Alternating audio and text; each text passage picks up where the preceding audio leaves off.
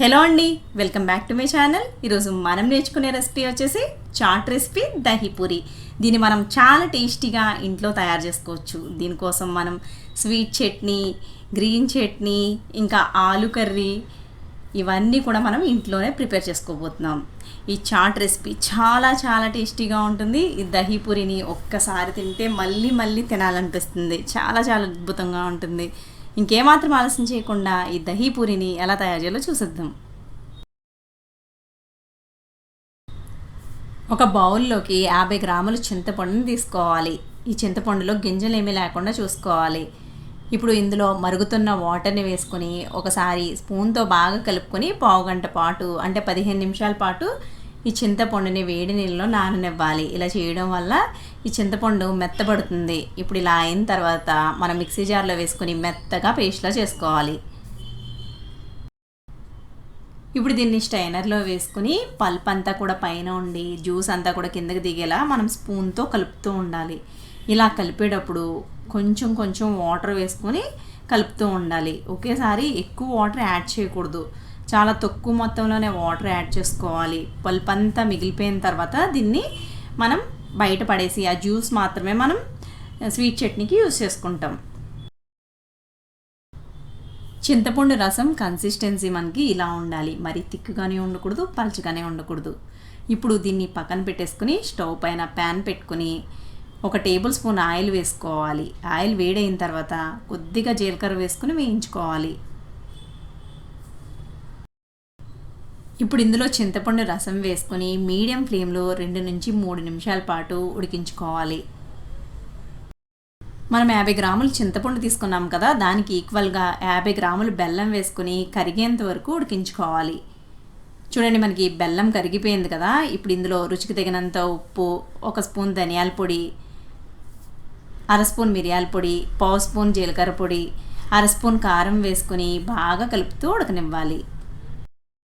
మనం వేసుకున్న కారం అన్నీ కలిసిపోయి చూడండి మంచి కలర్ వచ్చేసింది కదా. ఇప్పుడు ఇందులో 2 టేబుల్ స్పూన్లు పంచదార వేసుకొని కరిగేంత వరకు ఉడికించుకోవాలి.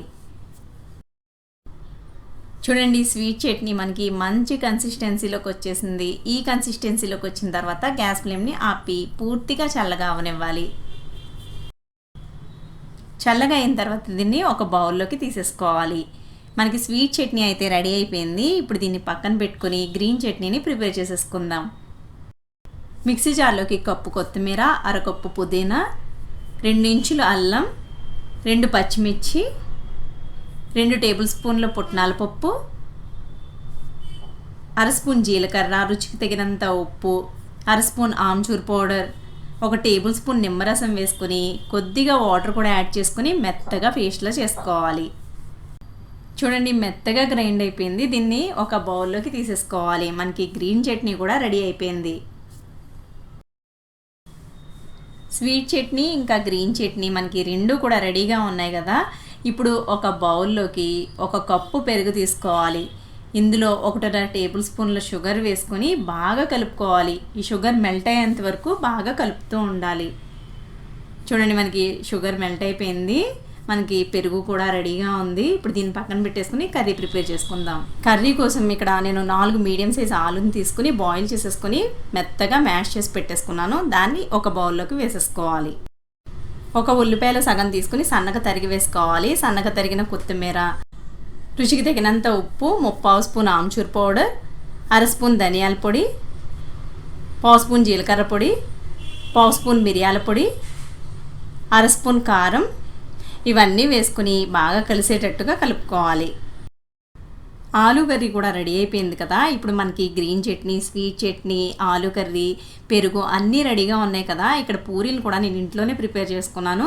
మీరు కావాలంటే బయట కొనుక్కోవచ్చు. నేను పానీపూరి వీడియోలో పూరీలు ఎలా ప్రిపేర్ చేసుకోవాలో చేసి చూపించాను. లింక్ డిస్క్రిప్షన్లో ఇస్తాను, కావాలని చెక్ చేసుకోండి.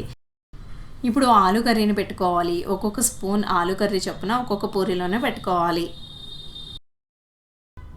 ఆలు కర్రీ పెట్టుకున్న తర్వాత ఒకదాని తర్వాత ఒకటి వేసేసుకోవడమే. ముందు గ్రీన్ చట్నీ, తర్వాత స్వీట్ చట్నీ, తర్వాత పెరుగు, ఆ తర్వాత సన్నగా తరిగిన ఉల్లిపాయ ముక్కలు, ఇంకా కొత్తిమీర, చివరిగా సేవ్ వేసుకుంటే మనకి దహీపూరి రెడీ అయిపోతుంది.